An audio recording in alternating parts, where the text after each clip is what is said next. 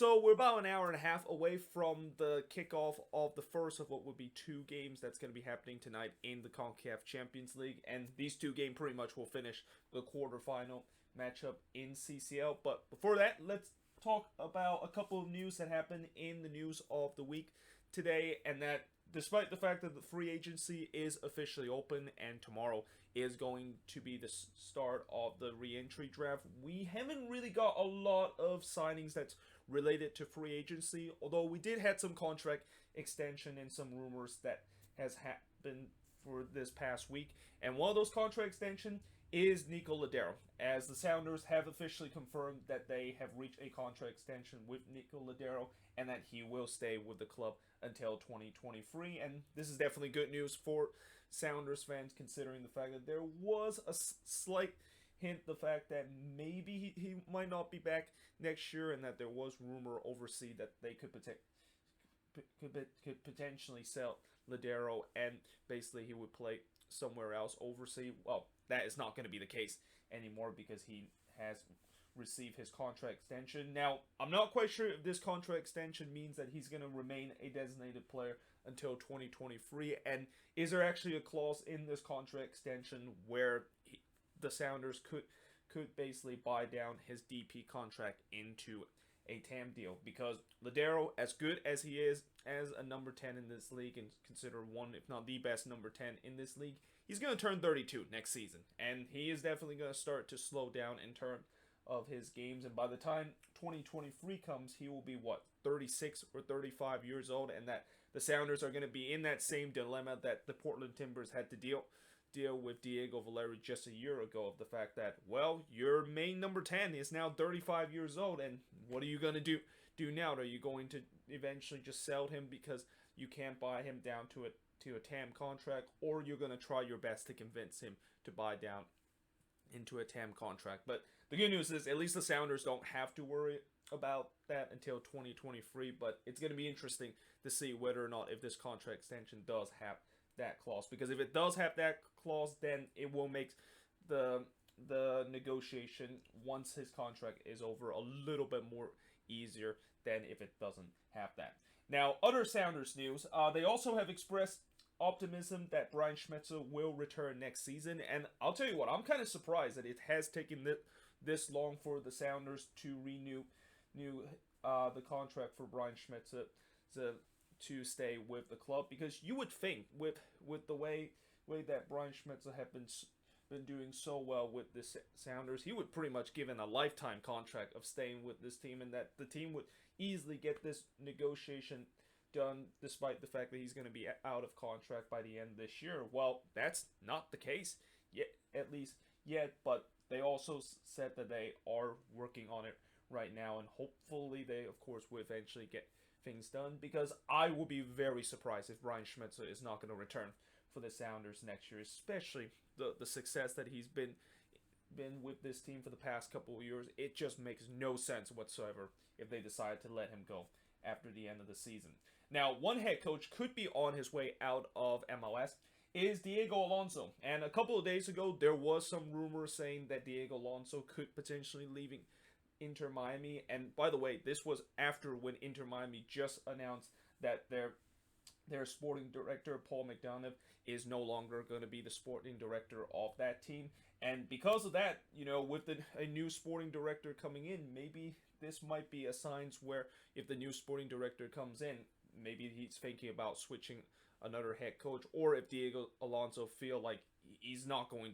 to basically stay with this team, they're going to have a new sporting director. And lately there's been a rumor saying that he's actually in talk with Peñarol in his head coaching role, and I won't be surprised if this move actually happens, because Peñarol is definitely a very big job, one of the biggest team in South America and the biggest team in Uruguay. And knowing the fact that, since Diego Alonso is Uruguayan, I feel like this would fit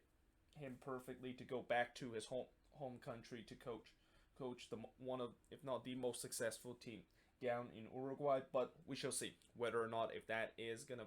be the case. I mean, his first season with Inter Miami was definitely a little bit of a rocky one, and unfortunately he didn't really quite do as what I was hoping he was going to do when he was in his time with Liga MX. And we kind of started to see a little bit of a trend where just because you bring a successful head coach from Liga MX to MLS, it doesn't mean it always translate very well and that there's going to be success immediately that happen. And one example of that is Mateus Almeida. And you know, Almeida, once again, he is linked with another Liga MX head coaching role, and that this time it's Cruz Azul, the one that, of course, are calling him to potentially be their next head coach. Cruz Azul, of course, fired their head coach after that embarrassing Liga semifinal matchup where they suffered probably the biggest choke job in Mexican football by blowing a 4-0 aggregate lead. But yeah, you know, I know this is kind of starting to get a little bit old, knowing the fact that Almeida has been constantly linked to go to Liga MX and constantly been linked to potentially leaving the Quakes, and that, you know, as a Quakes fan, I'm kind of also getting tired of this, and that, you know, I want to say that I feel like this is not going to happen, but you just never know. Like, you know, you never know if Almeida just feel like if the job offer at Cruz Azul is going to be much better than the one that he is with the Quakes, then yeah, he's going to definitely take it. And I don't blame him if he decided to go back to Liga MX and leave the Quakes, especially how the ownership of the Quakes, if they don't give him what he wanted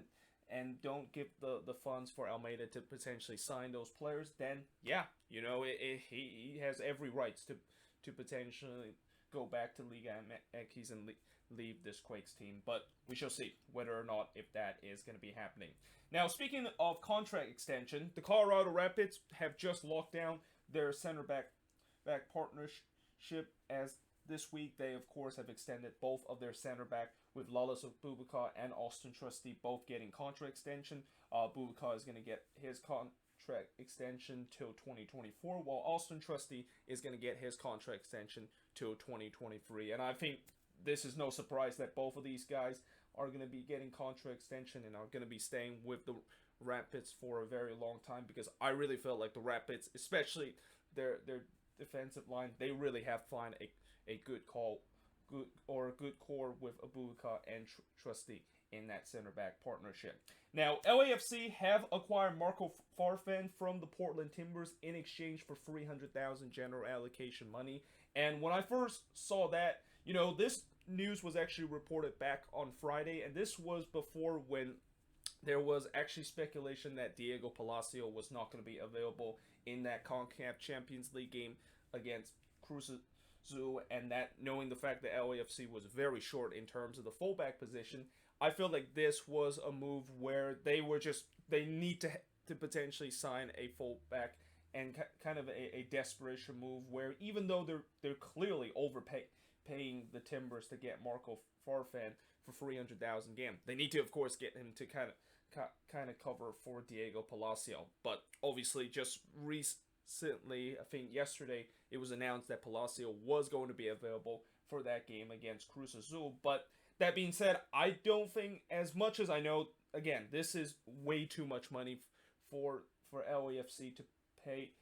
Marco Farfan, who was usually a utility and a bench player for the Portland Timbers. I think this is a good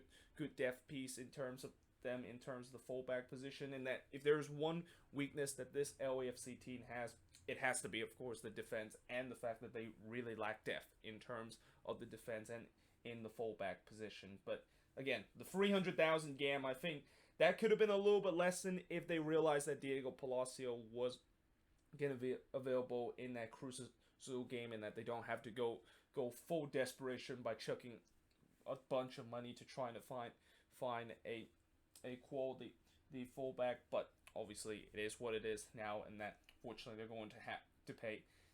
such an overpriced amount in order to get Marco Farfan now. Now, the Vancouver Whitecaps have decided that they're going to trade Evan Bush to Columbus in exchange for $100,250 or $125,000 general allocation money, and that this is also kind of a bit of a surprising move, mainly because Columbus, you know, if there's one position that they're definitely not short of depth, is the goalkeeping position. And by signing Evan Bush, they now have 5 goalkeepers that is in their roster, and that I'm pretty sure sure that this offseason they're eventually going to let go one, if not more than two of their goalkeeper, because no team is going to have five goalkeeper in their squad when the season begins. But with Evan Bush going to Columbus, I guess maybe he's going to be the backup for Eloy Rome, and that maybe we would see potentially Andrew Tarbell is going to move on to another club. And it's got to suck for Andrew Tarbell, knowing the fact that he also got more minutes than I thought he would get with Columbus when the Quakes decided to trade him to the Crew, and he also got minutes in the playoffs, especially in the conference quarterfinal or the conference semifinal and the conference final. And now the Crew basically said, well, thank you for your service in terms of covering us for Eloy Rome, but we decided that we're gonna go with another guy instead as our backup. And that, yeah, unfortunately you're going to potentially have to let go. But that's sometimes how this game works. And that, I think if you look at backup option for the Columbus Crew, I feel like Evan Bush is more of a trust the backup option than what Andrew Tarbell is, despite the fact that I know Tarbell did relatively well during his time with the Crew. But yeah, this is kind of a bit of an interesting one, but at the same time, I'm also kind of happy the fact that the fact that the Whitecaps do get some money out of a guy that they kind of bought just for some emergency sake, because they were running out of goalkeeper. But that also means that Thomas Hasal is gonna stay with this team. I mean, I was very concerned the fact that if they were gonna keep Evan Bush, they're probably gonna eventually sell Thomas Hasal to another team. But it looks like he's gonna stay with the team, and even though he's probably not going to get starting minutes once Maxime Crepeau is going to be back in this team, at least he's going to be there in the backup row. And that, again, I think overall it's a good business for the Whitecaps to do, and they didn't really lose a lot of money when they first bought Evan Bush from the Montreal Impact, and this $125,000 kind of like almost kind of a rental fee that they pay Montreal, but all of a sudden they just got the refund in terms of the rental fees. Now, moving on in terms of the next news and talk about rumors now. Well, there is a very surprising rumor that I actually woke up today and found out that Kevin Molino is actually rumored to leave Minnesota this offseason, and this was after a couple of weeks ago where Adrian Heath basically said that Molino was potentially going to be staying with Minnesota and that they were very close to a contract extension. But today, it looks like that's not going to happen, and that a good hint of why he's going to leave Minnesota is that he even posted on his Instagram account thanking his time at being Minnesota. And when you see a player that basically posts this kind of message on their social media page, yeah, most likely they are going to potentially leave. And that, I know Loons fans are going to be upset about this one, and I'm kind of a little bit upset seeing Molino potentially leaving Minnesota this offseason, especially he had such a breakout season this year. But when I look at how there was rumors saying that Minnesota was actually offering Molino a maximum TAM contract, and that Molino basically turned that down, and he says he wanted to have a DP contract, I can pretty much understand why Minnesota decided to not give him a DP contract. And that this was kind of similar to what happened last year when the Loons had to deal with that situation with Vita Manone, of how Manone basically said that he wants a DP contract despite the fact that Minnesota was offering a maximum TAM contract. And obviously, my saying about how it is a cardinal sin in this league to give a goalkeeper a DP contract, and that I think it was pretty obvious that Minnesota was not going to bring back Vita Manone. And then in this situation, Molino, as good as he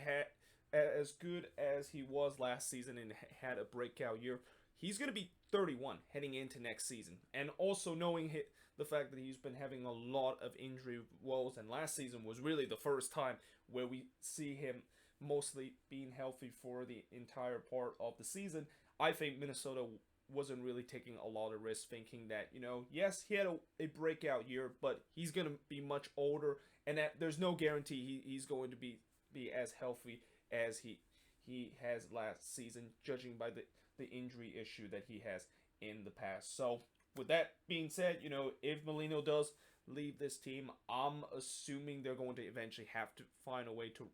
replace him, because with Molino gone with this team, that leaves a big hole in terms of the left wing position. And that I know the Loons have already linked with Will Trapp and also linked with a potential DP striker going forward. But I don't mind, instead of maybe thinking about signing a DP striker, we might potentially find ourselves a DP winger, and probably a younger DP winger, knowing the fact that I really think when I look at this core that Minnesota has, it has started to age a little bit, and that we need to, of course, trying to get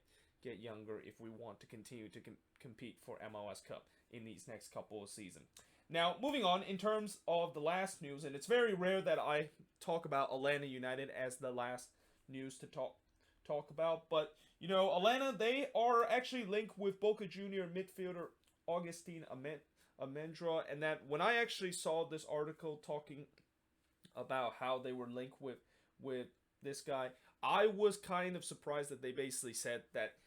they were not only rumored with this guy, but they pretty much say like they want to bring this guy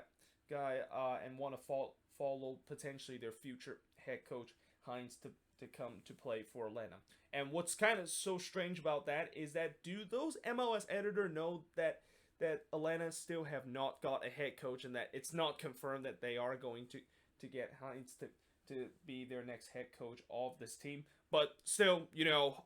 obviously I think overall this is definitely a good signing, and that, you know, Inter Miami, they tried very hard last season to try to get him, but fortunately they couldn't quite get the deal done. And knowing the fact that Atlanta, knowing that they of course have some DP spots open, and they're definitely not shy in terms of spending big money on South American player, and especially a young South American player that has a lot of potential, like what I heard from Augustin Almendra. I won't be surprised if he's going to be snatched up by Atlanta this off season, and you know, Atlanta will try and, you know, as I said before with Atlanta, they're going to try to once again do what they did in the past, which is signing these young South American player, and hope that this time they will actually sign the right ones where they can get themselves back into MLS contender like they did in the first couple of seasons. But yeah, there you have it. That is pretty much it for the news of the week. Let me know in the comments below what do you think of these news, and if there's any news that I forgot to mention, let me know in the comments below. And that, as I said, since free agency has officially begun and tomorrow is the re-entry draft, expect there's going to be some big signings and some trades that is going to